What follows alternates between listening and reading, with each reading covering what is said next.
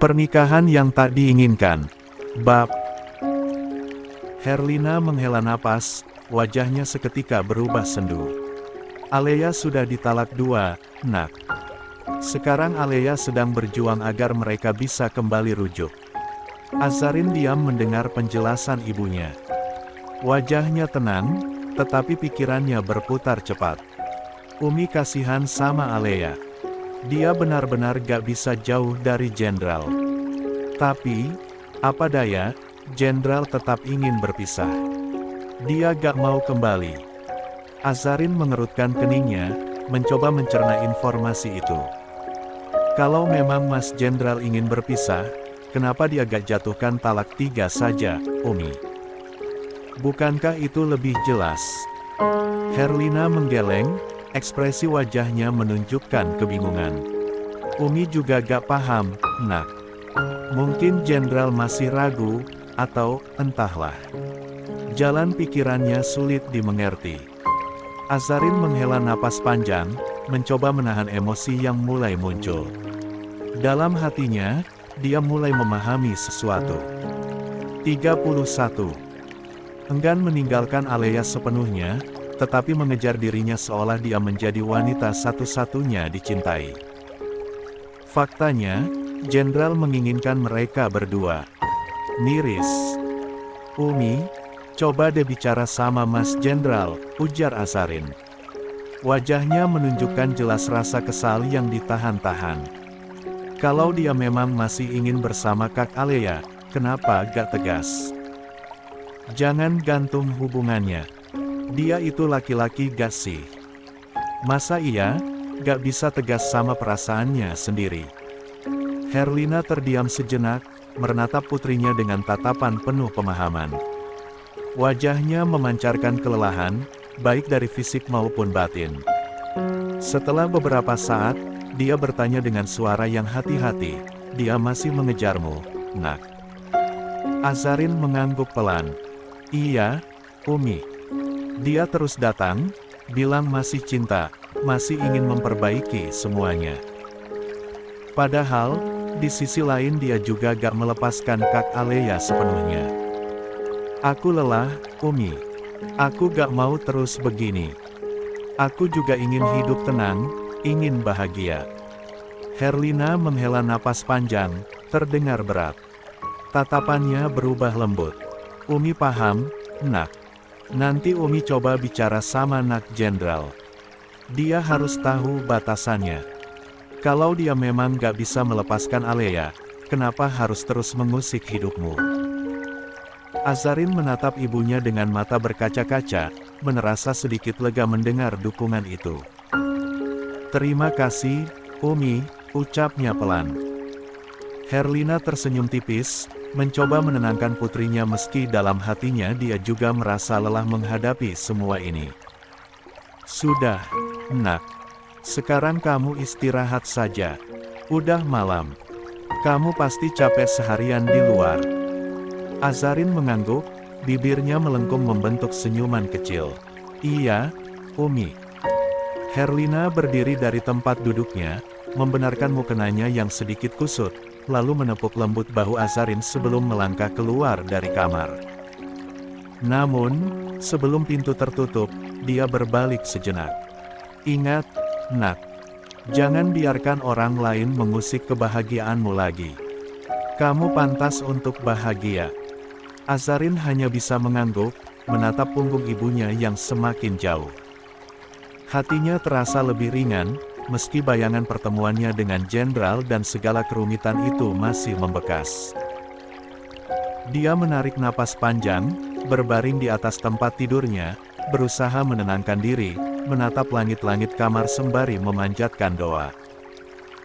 Namun, sebelum benar-benar menutup mata, Azarin meraih ponselnya, dan mengetikkan pesan pada Din. "Assalamualaikum, Mas.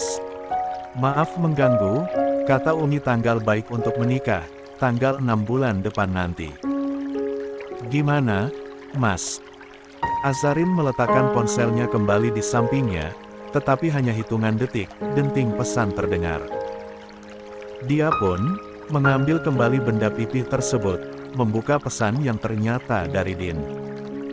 Waalaikumsalam. Tidak apa, Sa. Walaupun terasa lama banget menuju halal. Hehehe. Azarin tersenyum melihat pesan balasan Din yang diberikan emoji tertawa. Dia pun segera mengetikkan balasan, pamit untuk tidur lebih dulu, seraya menutup dengan salam. Jenderal tiba di depan rumah kontrakannya dengan langkah terlatih, tongkat di tangannya menjadi penopang setia. Raut wajahnya penuh kelelahan, tidak hanya fisik tetapi juga batin. Pikirannya masih berputar pada pertemuannya dengan Azarin tadi. Kalimat wanita itu terus terngiang, menghantui hatinya. Namun, saat tangannya meraih pintu, ada sesuatu yang terasa janggal. Pintu rumah itu tidak terkunci, sedikit terbuka, memperlihatkan gelap dan sunyinya ruangan di dalam, tetapi ruangan lainnya terlihat menyala. 32. Jenderal mematung sejenak, alisnya berkerut curiga. Kenapa pintunya terbuka?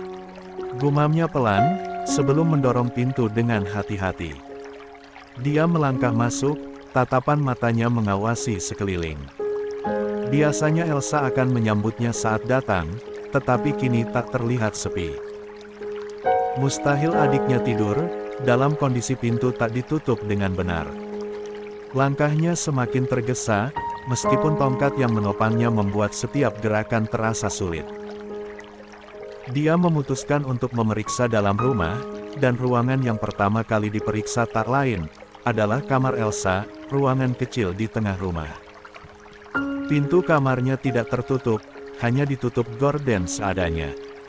Jenderal menyibak tirai tersebut. Napasnya tercekat melihat isi kamar. Spray kasur terlihat kusut, seperti baru saja digunakan, tetapi tidak ada tanda-tanda keberadaan Elsa. Dia memeriksa sekitar dengan saksama, berharap menemukan petunjuk, tetapi kamar itu hanya menyisakan kekosongan. Elsa, Elsa, kamu di mana? Teriak Jenderal, suaranya pecah di tengah keheningan, hanya suara detak jam dinding yang terdengar.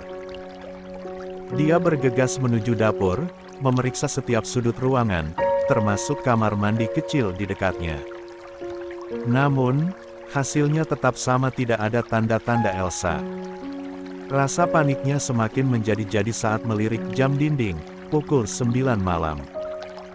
Elsa seharusnya tidak akan keluar. Tangan Jenderal gemetar merogoh saku celananya, mengeluarkan ponsel, lalu segera mencari nomor Elsa di daftar kontak. Dering terdengar, tetapi tidak ada yang mengangkat. Angkat, Elsa. Tolong angkat. Gumamnya penuh kecemasan sambil menekan panggilan ulang. Namun, suara dering itu terus berlanjut tanpa jawaban. Setiap kali teleponnya tidak dijawab, napasnya semakin berat. Ya Allah, Elsa, kamu di mana? Ucapnya dengan suara serak, sambil terus mengucapkan istighfar. Dia menjatuhkan dirinya ke kursi terdekat, menutup wajah dengan kedua tangan. Apa yang terjadi? Kenapa kamu tidak menjawab, Elsa? Lirihnya, hampir seperti berbicara kepada dirinya sendiri. Setelah beberapa saat, Jenderal memutuskan untuk mencoba sekali lagi. Kali ini, sambil menekan tombol panggil, dia menatap ponsel dengan mata penuh harap. Namun, seperti sebelumnya, tidak ada jawaban. Ya Allah, di mana adikku? Gumamnya sambil menggenggam erat tongkatnya, berusaha mengumpulkan kekuatan untuk berpikir lebih jernih. Tetapi rasa cemas dan takut terus menghantui, membuatnya merasa terjebak dalam kebingungan yang mencekam. Jenderal memutuskan untuk menunggu di teras. Dia duduk depan rumah kontrakannya, tongkatnya bersandar di dinding. Pandangannya menatap kosong ke arah jalan kampung yang gelap dan sunyi. Hanya sesekali terdengar suara binatang malam, melengkapi kesunyian yang terasa semakin menghimpit. Berulang kali dia melirik jam tangannya, jarum jam terus bergerak maju, tetapi tidak ada tanda-tanda Elsa kembali. Dengan napas berat, dia mencoba lagi menghubungi Elsa. Jemarinya menekan layar ponsel dengan tergesa, berharap kali ini panggilannya dijawab. Namun, hasilnya tetap sama, tidak ada respons. Jenderal memijat pelipisnya, berusaha menenangkan kecemasan yang semakin membebani. Tiba-tiba, suara motor mendekat, berhenti tepat di depan pagar rumah. Jenderal mengangkat wajahnya, matanya menyipit mencoba mengenali siapa yang datang.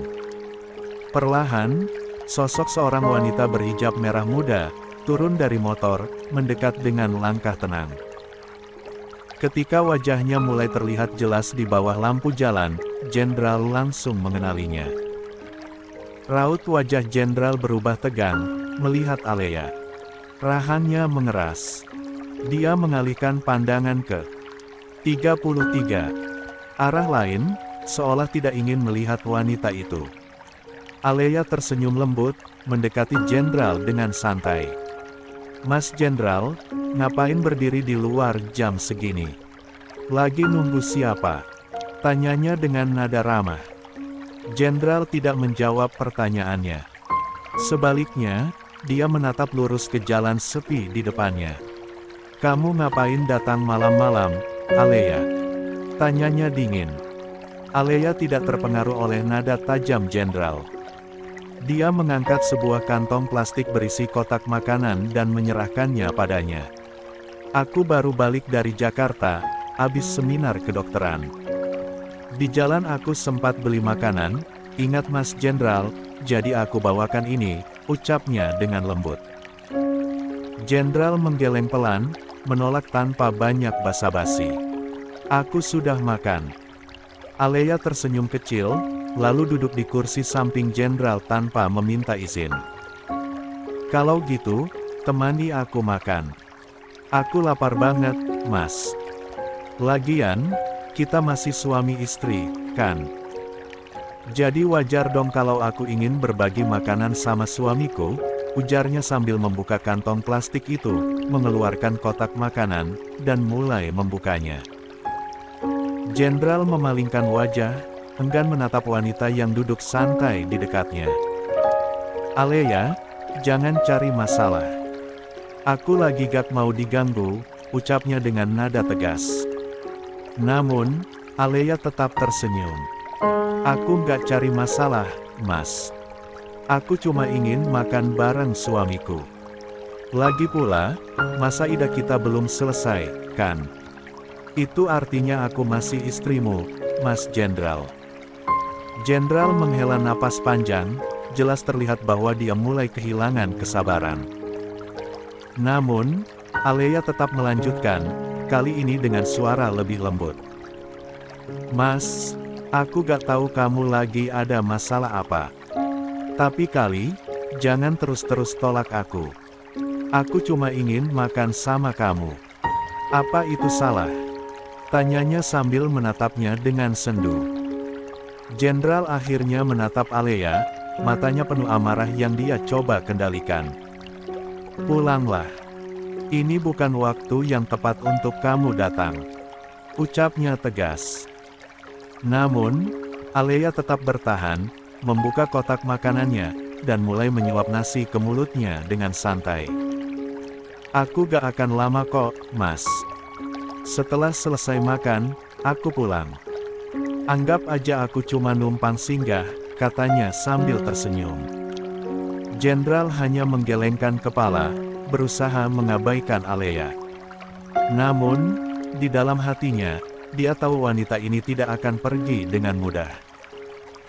Alea selalu tahu bagaimana memainkan situasi untuk mendapatkan apa yang diinginkannya.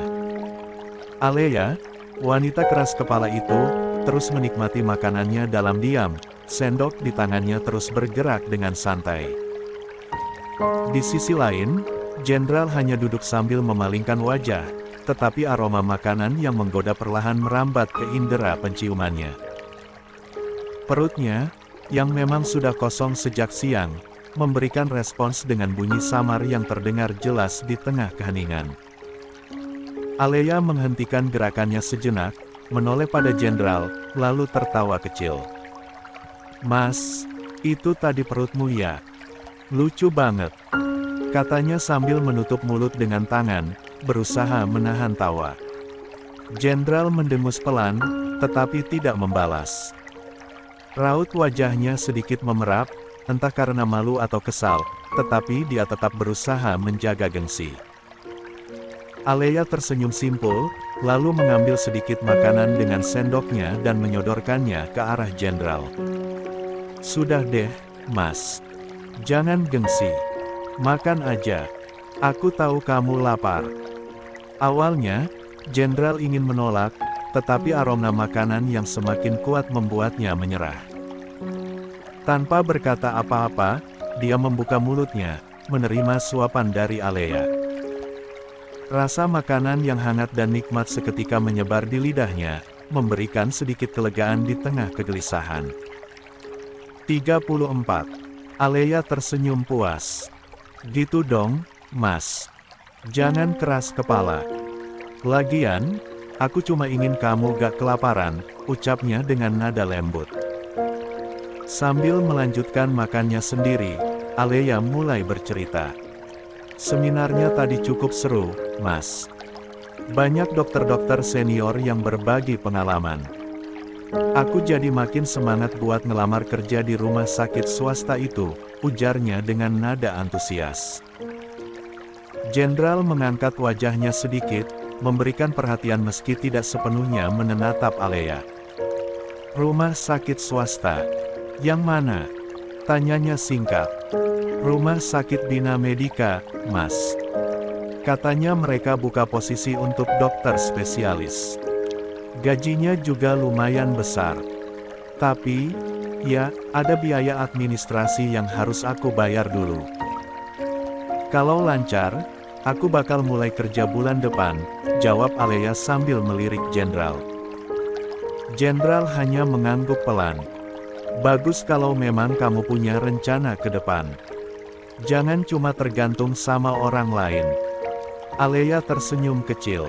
Aku tahu, Mas. Makanya aku berusaha. Tapi, kadang aku juga butuh dukungan, terutama dari kamu. Jenderal terdiam, tidak memberikan jawaban. Namun, hatinya sedikit melunak mendengar nada tulus dari Alea. Di tengah kecemasannya tentang Elsa dan perasaan sakit yang tersisa setelah pertemuannya dengan Azarin, keberadaan Alea malam itu entah bagaimana terasa menenangkan, seperti celah kecil cahaya di tengah kegelapan. Pagi itu, Din sudah bersiap untuk sarapan di restoran hotel di lantai bawah, menikmati suasana tenang sebelum aktivitas dimulai. Namun, telepon dari ibunya yang mengabarkan kalau dia sudah berada di pesawat menuju Indonesia membuat senyum lebar muncul di wajahnya. Ibunya benar-benar datang, dan dengan begitu, rencana lamaran yang telah dia rencanakan untuk Azarin akan segera terlaksana. Setelah menutup sambungan telepon, Din bergegas keluar dari kamar hotel, tetapi tiba-tiba dia teringat tentang Alea. Sebelum ibunya datang dan sebelum lamaran berlangsung di rumah Azarin, ada satu hal yang harus dia selesaikan terlebih dahulu, yakni masalah gelang itu. Dia bertekad untuk memberikan pelajaran pada wanita yang dengan berani menjual gelang milik Azarin. Dengan cepat, Din kembali ke dalam kamar dan membuka lemari untuk mengambil gelang serta surat transaksi jual-beli yang dia minta salinannya kemarin. Surat itu juga menyertakan nomor ponsel Alea sebagai penjual. Tanpa ragu, dia langsung mengetikkan nomor tersebut di ponselnya dan menekan tombol panggilan. Telepon berdering beberapa kali, namun tak ada jawaban. Din tak ingin menyerah begitu saja. Dia menekan nomor itu lagi, dan akhirnya, terdengar suara serak dari seberang sana, bertanya dengan nada bingung.